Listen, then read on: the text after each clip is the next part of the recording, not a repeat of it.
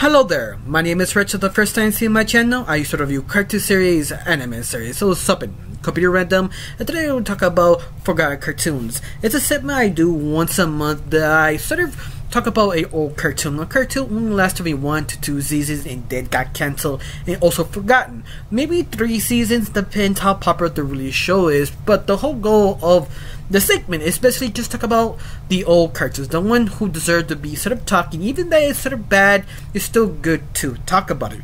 Of course, I will break my rules and I have to be 2 to 3 seasons, only if it's like super popular, you have so many seasons, but it come out of a different country, then I probably talk about it because it never really came to the United States. That's probably the only time I break my rules. But out of that, today I'm going to talk about Jumanji, the anime series. Now, Jumanji, the anime series is one of those animations that's sort of very interesting because it's one of those I have to call the big three. I mean, the big three back in the 90s, usually you have movies based on cartoons, or reverse, I mean cartoons based on movies. Usually the best films or more blockbuster films get the chance to make a cartoon. It would be Jumanji, Men in Black, and the real Ghostbusters. This is the 3 ones that really stand out in the 90s because I think the 3 are about the best ones based on cartoons because let's face it, every time they do a based on a movie sort of adaptation to a cartoon, it fails. It's sort of lasted 1 or 2 seasons and canceled because no one really is interesting or whatever the hype kind of went down after season 1. But Jumanji, Men in Black, and Extreme Ghostbusters is one of the rare 3 actually people stick out of their mind and still sort of remember because they were actually well handled.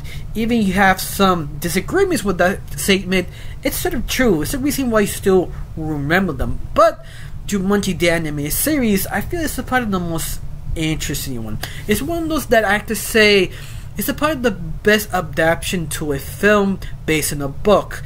Because sometimes you adapt something from a different thing, you have to quite literally change a lot of things to make the adaptation feasible. Because let's face it, the movie Jumanji made by Ron Billions is basically not the same in the book, or even the sequels are not based on the first one because each adaptation is sort of completely different even from the original series. I have to say that's why I find sort of fascinated because let's face it, it's hard to do it. Every time you see an adaptation to a movie to the anime series, it sort of fails because the creators or animators doesn't know what to do with it because you have certain rules and not your baby. You're wondering what is the right thing to do, not right thing to do. It's all about you maybe choosing the right people to do the job, in other words. Even that, they chose the right people, the project completely fails. Even they have the creator, sometimes it just doesn't work because it wasn't enough changes or at least enough to understand to adapt to an anime series. But I think Jumanji is one of those exceptions because Jumanji was a very loosey-goosey rules established in the Jumanji world that the only thing you have to think about is the Jumanji way inside. Because you see the movies, everybody wanted to see what inside, especially the first movie because this is before the sequels. The first movie never show you what inside Jumanji, what actually happens, and you just hear Alan, or acted by Robin Williams, tells you it's sort of a nightmare haunted place in a jungle that you can't sleep because something will chase you, eat you. Every time you hear a sound, you just pray it's not you.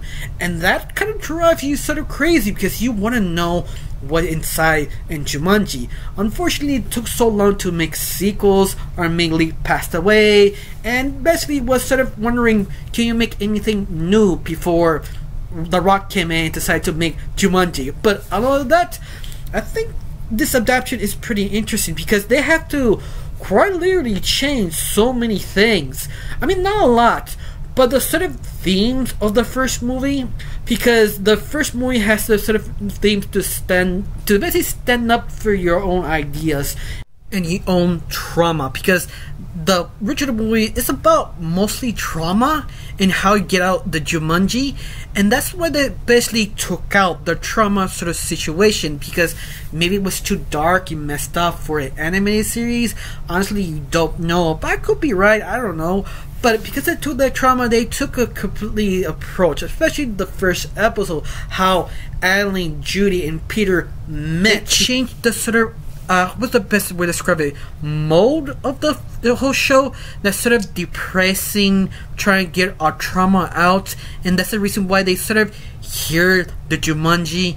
And this version, they sort of accidentally find the game Jumanji and decide to play to see what it actually happens. And this is the point where the two kids kind of got sucked in the game. Before the sequels, that never really happened, only if you roll the dice of that sort of section. That sort of, you have to go inside Jumanji because that's your basically punishment for cheating or something else. And this is the thing, I think that's the thing that makes it so different with the other different versions of Jumanji. That sort of Jumanji is sort of a god in a way. That Jumanji doesn't tell you anything. You have to listen to the rules.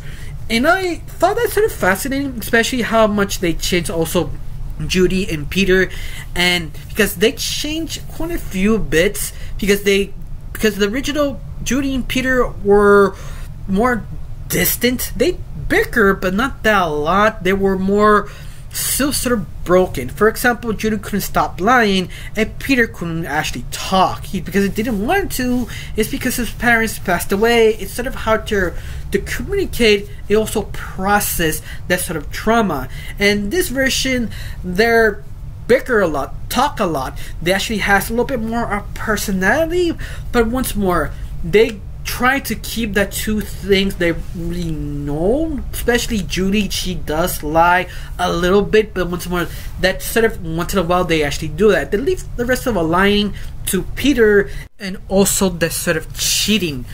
Don't worry, Judy has her moments to be sort of corrupt, made different flip-flop, change ideas, but once more, they give them a more personality, because they couldn't rely on the trauma in this series, because when you start watching, it's all about danger and death there, because they kind of didn't know what they're getting into when they actually jump in Jumanji. Two of them made Alan. Now, Alan also was sort of changed a little bit based on the original movie. Alan was sort of kind of not self-aware, more kind of like wind up, like always freaking out something about to turn bad, always trying to make sure have a few steps ahead. They have everything in that, but this version, he's basically more kind of trusting in the kids, because how he sees it, this is an opportunity to get out or get these get extra hands to survive in Jumanji. Also, he's actually very chilled, especially the situation he is in. I mean, in the moments they allow him to be chill when he feels nothing else dangerous. Other times he's just sort of paranoid, freaking out, because it's Jumanji, kind of need to survive. But once more, that's very little to Alan as a character. Now, I think the most interesting thing about this show is how they depict Jumanji. And oh my god, every single second or every single minute, if you live in Jumanji, is just death. They can't sit down, they can't even eat, they can barely even sleep, because always something is sort of chasing them. And I think that's what everybody wanted in the sequels Jumanji, to see how dangerous, how creative, how threatening really is. And it did deliver. Of course, it kind of had to suffer some of the writing, because some of the writing is a little bad, but everybody just pointing out is basically Peter's catchphrase, beans. Like, you want to say cool, or want to say something super badass, the only other thing can come out because it's a kid, say beans. And that's the thing that everybody points at. The rest of the whole series is not actually bad written. You have some moments that sort of write sort of a usual way, like they wrap something a little bit too soon, but the most part, everything was actually very creative. They actually took the advantage of the idea Jumanji. You are playing a game that you can't really beat. You have to beat it, you have to listen to the rules. If you cheat, you turn the animal. Or they give you this sort of ironic punishment, something like the monkey's paw, that you wish for something, but not exactly what you get. And this game, the world of Jumanji, does not play with you. It just messes with you. Especially Alan, every time he has a chance to get out to Jumanji, some sort of technical thing happened, he'd be dragged back in, and the kids feel a little bit guilty, actually frustrated they can't get out in Jumanji. But I think that's basically the lore, like the way how they get out of it. Especially this series has sort of a formulaic idea that any episode you watch, they have to play the game and give you a riddle. You pass the riddle, you come back. But the goal is trying to figure out what's Alan's sort of riddle, but they can't have any clues, so they just hope they find a sort of interesting way to get it out. They do. In fact, this show is very creative of some of the ideas how to get Alan out. Like you have the get out jail card. They have that in Jumanji, but it's sort of super rare. You have to find or make deals with other creatures, beings, or people inside Jumanji that Jumanji created for the kids. And believe me, Jumanji does mess with them a lot, especially if you feel sort of threatened. I'm talking about if Jumanji has a personality. In a way, yes, because every time Judy or Peter brings, I say, for a laptop to help them to understand the world, to make like a map, planning, Jumanji counters that to a different person or animal to take it away or challenge him, or basically change the rules to see this sort of cheat code they have now words. And that's why I feel sort of fascinating. It's sort of like a chess with Jumanji. You don't know how they get out of it, especially you have to understand their riddle, and the riddles are usually kind of cryptic because it's a riddle, but at the same time some of the episode played with the riddle, like how are you supposed to read this? You're supposed to understand our lesson or stand the clue to get out in this situation. It's almost you don't know if the riddle is a sort of a clue for a future incident or a lesson for the kids or lessons to someone else, because that's basically the whole point of Jumanji, lessons.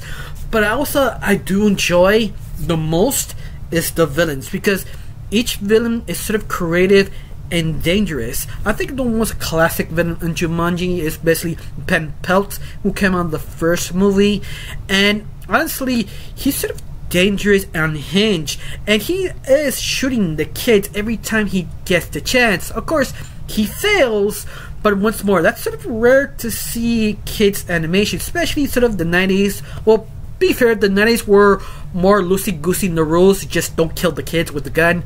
But other than that, they do allow them. And that's sort of interesting, especially Pelt gets stabbed, strong, eaten, beaten up, and still survive, because they point out Pelt is not really human. Not just him, you have other villains that added up in this series are equally as dangerous or sinister with their own kids, like Professor Slick, that just his name, you know what he is. He's sort of a dirty salesman who make deals with the kids, but at the same time you don't really trust him, but sometimes you don't really have a choice. Or you also have the chaotic monkeys you see in the first movie.